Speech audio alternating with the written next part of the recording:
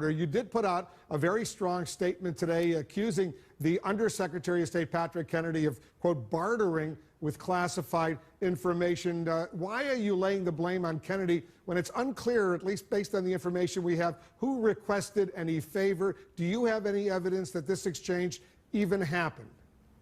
Yes, I do, because it's in the FBI notes. It was an FBI document that said, from the FBI's perspective, that they were engaged with Patrick Kennedy, the Undersecretary for Management, direct report to Hillary Clinton, that they were engaged in a quid pro quo. That is a quote right out of their report. And remember, but it's sort of unclear, Congressman, they were under subpoena. Who raised the issue first, the FBI agent who was talking with Kennedy, or Kennedy, who came up with this so-called quid pro quo idea, the State Department allowing more FBI agents to serve at embassies around the world, or the declassification of this Hillary Clinton email on the private server? Whose idea was it first?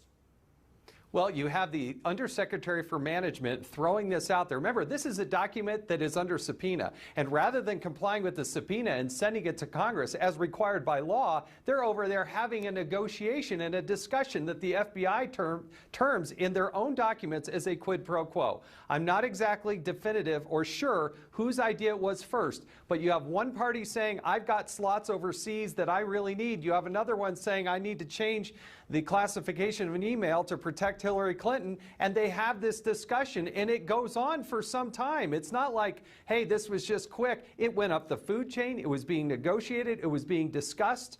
And that, to us, according for me and the chairman of the House Intelligence Committee, Devin Nunes, we believe that is a potential violation of law, and that Mr. Kennedy, engaged in those activities, is wrong. And there are multiple parts in the 302s where Mr. Kennedy was repeatedly, not just in this one case, repeatedly pressuring people to change the classification of documents that are under subpoena. Right. Nobody should be able to do that. Nobody. Undersecretary Kennedy, as you know, is a career diplomat. He served in the Bush administration. Yep. Served under Republican secretaries of state, under a Democratic secretary of state. He's obviously not part of the Clinton campaign right now. Do you have any evidence that Hillary Clinton herself knew anything at all about this so-called quid pro quo?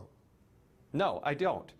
To say that Hillary Clinton directed this, I have no evidence of this. But you have a person who directly reports to Hillary Clinton. You also have, in these 302s, Hillary Clinton's own attorneys at Williams & Conley left their employment at Williams & Conley, went to work at the State Department. You have a State Department career employee said that upstairs on the 7th floor they were operating, and I quote, a shadow government, end quote. So instead of Hillary Clinton just opening up, saying, hey, I made a mistake, let's get all these documents out there, as she has said, that is not true. Her actions were to bring in her own attorneys, push aside the career employees, and make these determinations with her own personal attorneys rather than the career employees. But that is so wrong. You know the FBI director, James Comey, and other FBI officials, they knew all about this so-called quid pro quo, and they decided not to recommend any criminal charges against Hillary Clinton. You have a problem with that?